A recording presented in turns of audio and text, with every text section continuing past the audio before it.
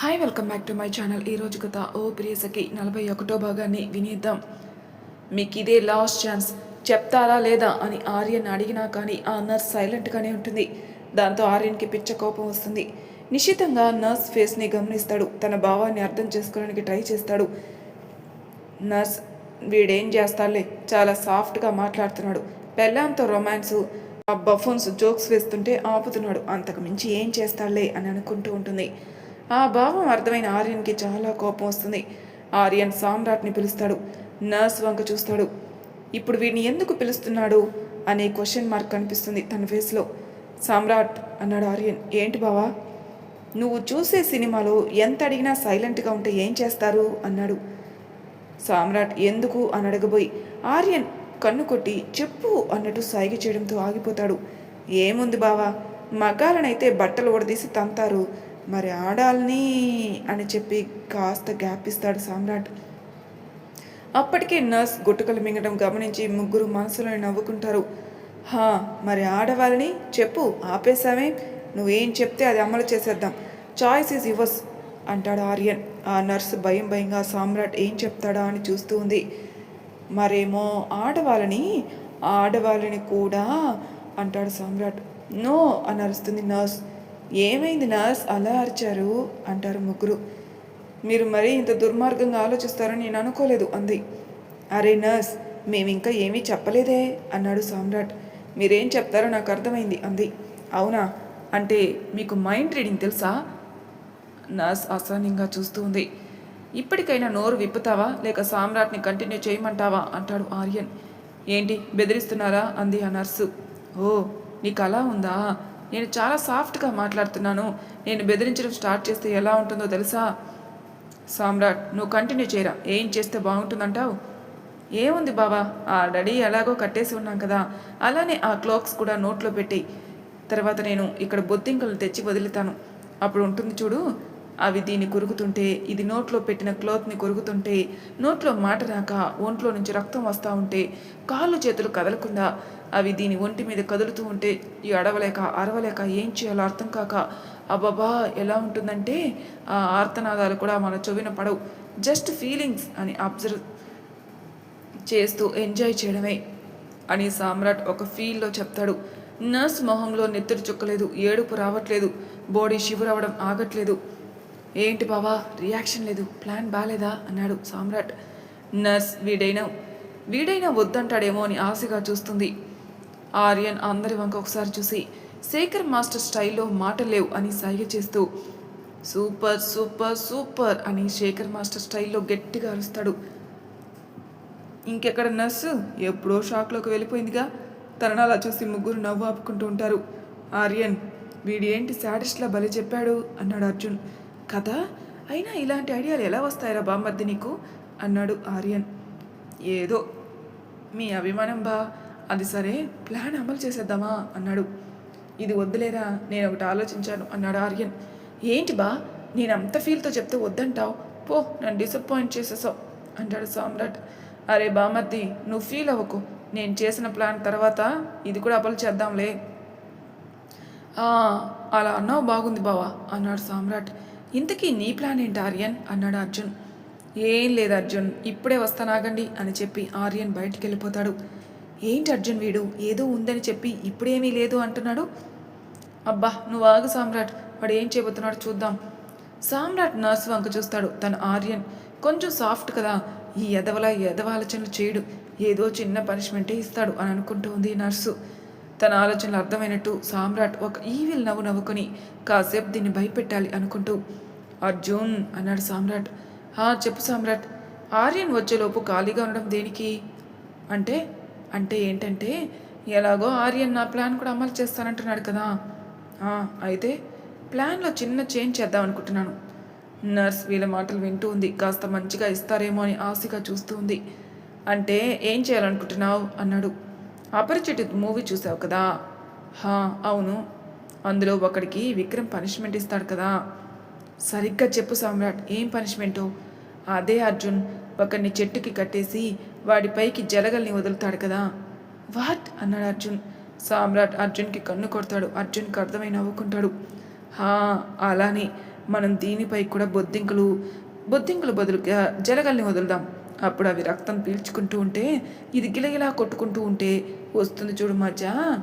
అబ్బబ్బా, వర్ణించడానికి మాటలే రావట్లేదనుకో అన్నాడు.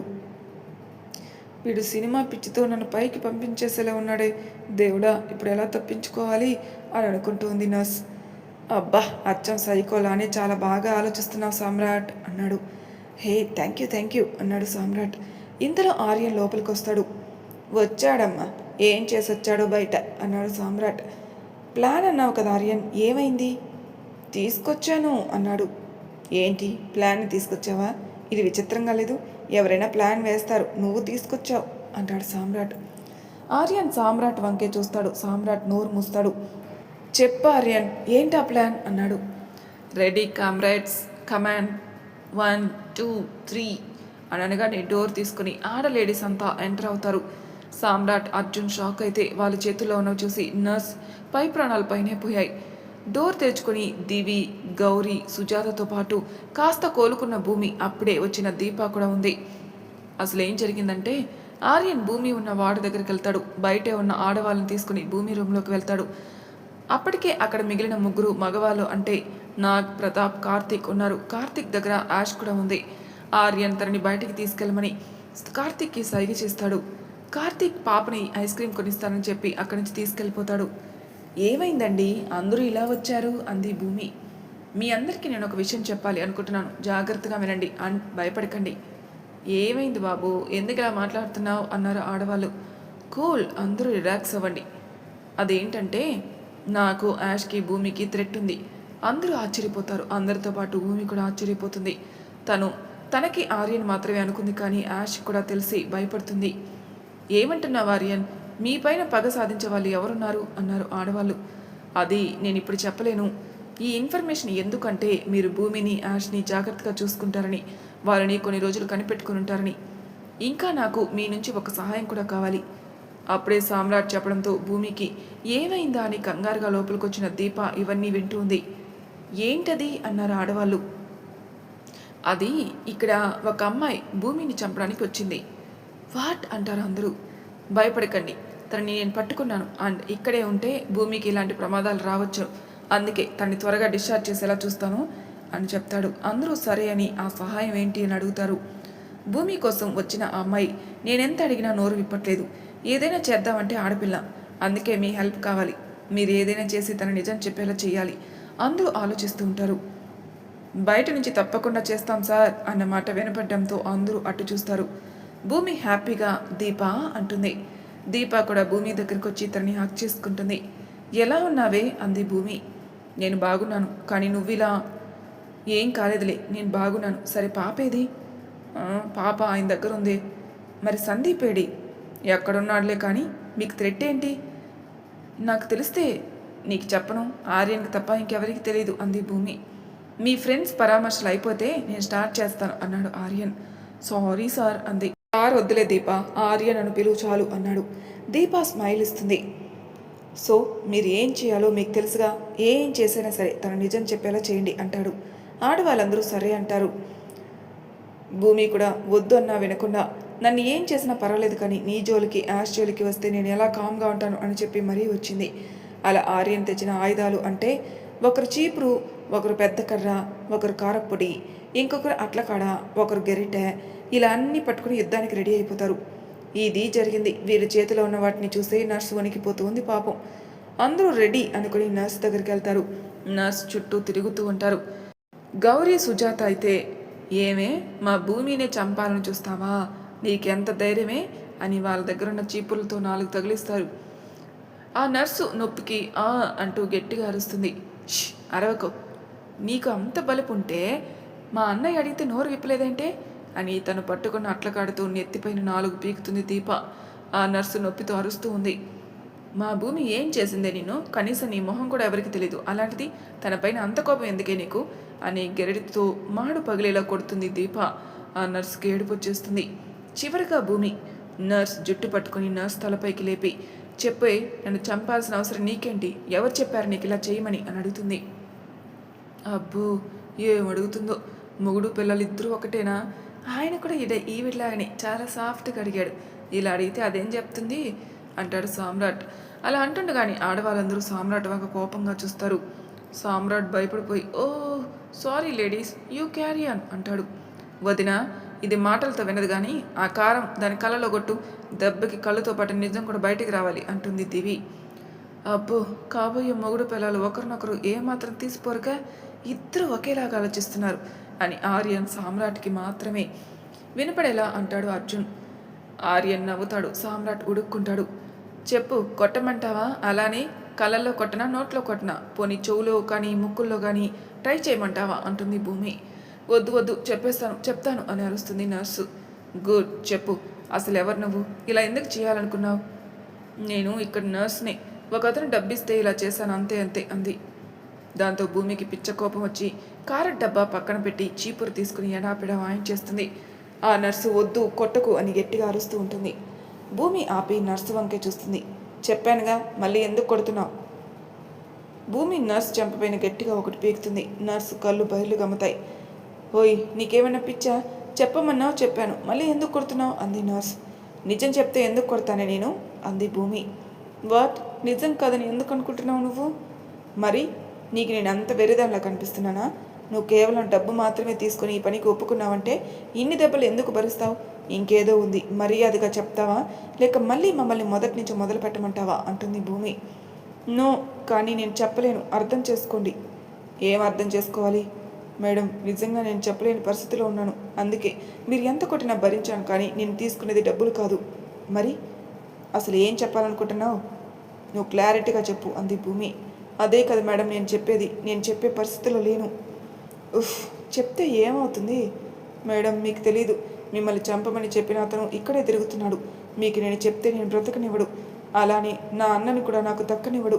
మేడం ప్లీజ్, నాకున్నది నా అన్న ఒక్కడే, అతను లేకపోతే నేను చచ్చిపోతాను.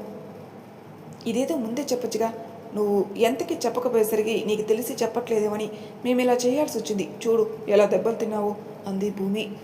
చెప్పాను కదా మేడం, మీకు చెప్పానని తెలిస్తే ఇప్పుడు మమ్మల్ని బతకనివ్వరు ఇద్దరిని. బాధపడకు, నువ్వు మాకేం చెప్పలేదు, అలానే మేము నటిస్తాం, నీకేం కాదు సరేనా అంటుంది భూమి.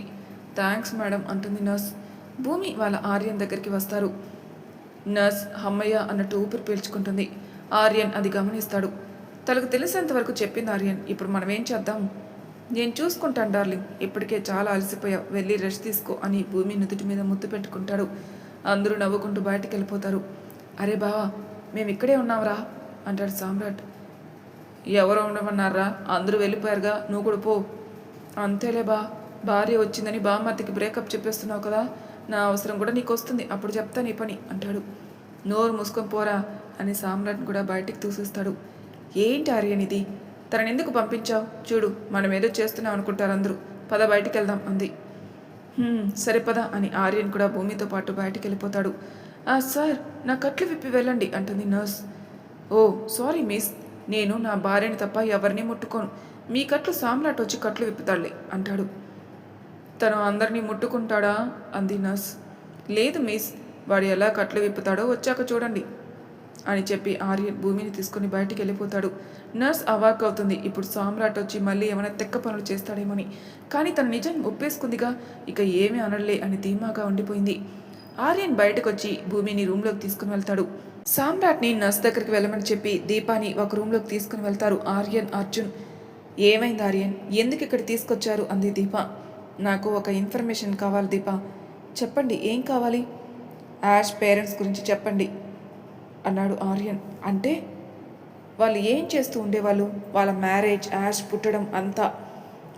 ఆర్యన్ నాకు అవి అన్నీ క్లియర్గా తెలియవు కానీ సరే చెప్పు అన్నాడు. కానీ అమ్మా నాన్నకి అంతా తెలుసు, నేను వాళ్ళని ఇక్కడికి రమ్మంటాను అంది. సరే దీప, వెంటనే రమ్మని చెప్పు, అది కూడా ఇక్కడికి కాదు మా ఇంటికి. ఎందుకు అంది. ఈరోజు భూమిని డిశ్చార్జ్ చేయమని చెప్పాను, ఇంటికి తీసుకుని వెళ్ళిపోదాం అని. సరే అని కాల్ చేసి రమ్మని చెప్తుంది దీప వాళ్ళ పేరెంట్స్ని. థ్యాంక్ యూ దీప అన్నాడు ఆర్యన్. అయ్యో పర్లేదు, అవును ఇంతకీ వాళ్ళ గురించి ఎందుకు? అదంతా తర్వాత చెప్తాను, కొంచెం అర్జెంట్ పని ఉంది, నువ్వు భూమి దగ్గరికి వెళ్ళిపో అని చెప్పి ఆర్యన్ అర్జున్ బయటికి వెళ్ళిపోతారు. దీప రూమ్ దగ్గరికి వెళ్ళిపోతుంది. ఆర్యన్ వాళ్ళు భూమిని ట్రీట్ చేసిన డాక్టర్ దగ్గరికి వెళ్తారు. సామ్రాట్ నర్స్ ఉన్న రూమ్లోకి వెళ్తాడు. వెళ్తూ వెళ్తూ దివిని కూడా వెంట పెట్టుకుని వెళ్తాడు. నర్సుకి వీళ్ళని చూడగానే గుండె జారిపోతుంది. కానీ మళ్ళీ నేను నిజం చెప్పి నమ్మించానుగా, ఇంకేం చెయ్యర్లే అని తనకి తానే ధైర్యం చెప్పుకుంటూ ఉంది. ఏం నర్సు పాప, ఏంటో విప్పాలన్నావంట అన్నాడు సామ్రాట్. అందుకే నేను ఎందుకులే అని లేడీస్ని కూడా తీసుకొచ్చా, త్వరగా ఇప్పించుకో అన్నాడు. నర్సు బిత్తరపోయి చూస్తుంది. ఏంటి వీడు ఇలా మాట్లాడుతున్నాడు, కొంపదీసి అనుమానం వచ్చిందా ఏంటి నా పైన, అయినా బాగానే నమ్మించానుగా అని ఆలోచిస్తూ ఉంటుంది. ఏంటమ్మా అంతలా చించుతున్నావు, అంత ఆలోచించుకో, విప్పడం మాత్రం ఖాయం అంటాడు సామ్రాట్. దివి నువ్వు వెళ్ళి విప్పు, నేను అటు తిరిగి కళ్ళు మూసుకుంటాను అని అటు తిరుగుతాడు. దివి నవ్వుకుంటూ నర్స్ దగ్గరికి వెళ్తూ ఉంటుంది. నర్స్ ముందు షాక్ నుంచి బయటకు వచ్చి, ఓయ్ ఏంటి మీరేం మాట్లాడుతున్నారు, విప్పేదేంటి? కట్లే అంది దివి. కట్లా అంది నర్స్. అవును కట్లే, మరి దానికి నువ్వు అటెందుకు తిరిగావు, తను ఎందుకు తీసుకుని వచ్చా అంది నర్స్. మా బావ నీతో ఏం చెప్పాడు, నువ్వు కట్లు విప్పమంటే నేను పరాయి లేడీస్ని ముట్టుకోను అన్నాడు కదా. మరి మా బావే అలా చెప్తే వాడి బామర్దిని నేను ముట్టుకోవడం కాదు కదా, చూడను కూడా చూడను, అందుకే ఇటు తిరిగా. దివికి నవ్వు కంట్రోల్ కావట్లేదు. సామ్రాట్ మళ్ళీ అటు తిరిగాడు. అబ్బో వీడు పెద్ద డకోటలాగా ఉన్నాడే అనుకుంది. టప్ అని శబ్దం, పెద్ద శబ్దం, రూమ్ అంతా మారుమోగిపోయింది. ఏటా అని ఇటు తిరిగిన సామ్రాట్కి కోపంగా దివి చెంపపైన చెయ్యి వేసుకుని నర్సు కనిపించారు. సామ్రాట్ ఏమైంది అని అడిగేలోపే, ఓయ్ ఎందుకు కొట్టావు అంది నర్స్. మొయ్ నోర్ మొయ్, వాడిని ఎందుకు అన్నావు? వాడిని అంటే నీకెందుకు? మళ్ళీ నర్స్ చెంప పగిలింది. మళ్ళీ ఎందుకు కొట్టావు అంది కోపంగా. ఈసారి వాడిని తిట్టినా వాడు వీడు అన్నా కొట్టడం కాదు, ఇక్కడే చంపేస్తాను. ఎందుకు? ఎందుకంటే వాడిని తిట్టాలన్నా కొట్టాలన్నా అది నేనే చేయాలి. అంటే వాడు నా మొగుడు, మరి నీ మెడలో తాళలేదు? దివి ఈసారి జుట్టు పట్టుకుని కుర్చీతో పాటు ఒక రౌండ్ తిప్పింది. నర్సు ఊ అని ఏడవడం మొదలుపెట్టింది. ముయ్ ఏడ్చావంటే వేసేస్తా అంది. నర్సు గప్చుప్ అయిపోయింది. ఇంకొకసారి మాట మాట్లాడేందుకు చూసుకొని మాట్లాడు, లేకపోతే ఇలానే మాటకు దెబ్బ పడుతుంది, అర్థమైందా? ఆ నర్సు అన్నట్టు తలూపుతుంది. సామ్రాట్ నవ్వుకుంటూ ఉంటాడు. ఇంతలో ఆర్యన్ వాళ్ళు సామ్రాట్ ఉన్న రూమ్లోకి వస్తారు. ఏమైందిరా నవ్వుకుంటున్నావు అన్నాడు. అటు చూడు అని నర్సు వైపు చూపిస్తాడు సామ్రాట్. నర్స్ ఎలా ఉంది అంటే 2 బుగ్గలు బూరెల్లా ఉబ్బిపోయి, జుట్టు మొత్తం పిచ్చి పిచ్చిగా అయి, పిచ్చుకలు పిచ్చుకగూడు కొట్టుకునేలా ఉండి, మూతి ముడుచుకుని, అబ్బా అచ్చం పిచ్చిదానిలా ఉంది. ఆర్యన్ అర్జున్ కూడా నవ్వుకున్నారు. మరి తర్వాయి భాగంలో ఏం జరుగుతుందో నెక్స్ట్ ఎపిసోడ్లో తెలుసుకుందాం. అంతవరకు నా ఛానల్ సబ్స్క్రైబ్ చేయని వాళ్ళు ప్లీజ్ సబ్స్క్రైబ్ చేసుకోండి, లైక్ చేసి షేర్ చేయండి, మీ అభిప్రాయాలు నా కామెంట్ రూపంలో తెలియజేయండి. Thank you for listening.